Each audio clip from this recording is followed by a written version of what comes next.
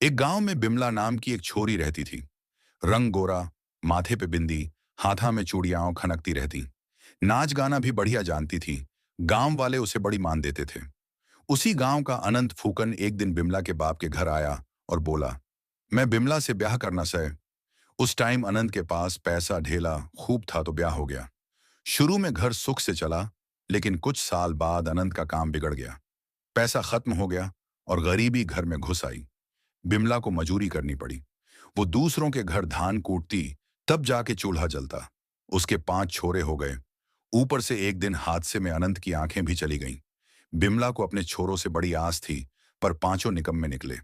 न काम करते, न माँ बाप के दुख समझते, बस पेट भरना जानते थे।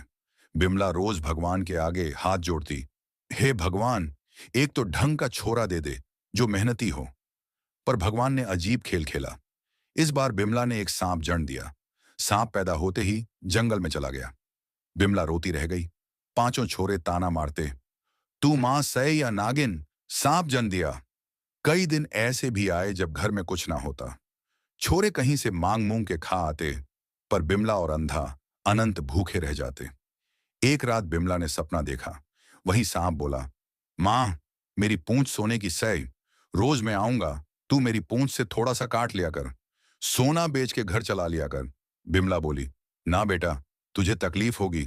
सांप बोला, मां, मुझे कुछ ना होगा। 7 रात तक यही सपना आया। 8वें दिन सांप सच में आ गया। बिमला ने डरते डरते पूंछ से थोड़ा सा काटा। सोना निकल आया और सांप को कुछ भी ना हुआ। अब बिमला सोना बेच के घर का खर्च चलाने लगी। घर में अच्छे खाने बनने लगे। छोरों ने पूछा तो पहले टाल गई, पर सच छुपाना। जब छोरों को पता चला तो बोले, पूरी पूंछ काट ले मां, तब तो खूब सोना मिलेगा।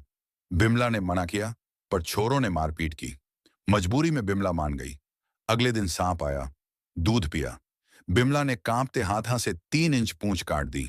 इस बार खून बह निकला। सांप तड़प के मर गया। कुछ ही देर में वो सोने का टुकड़ा भी मांस बन गया। बिमला अपने बेटे की मौत पर रोती रह गई और छोरों को अपने लालच का फल मिल गया।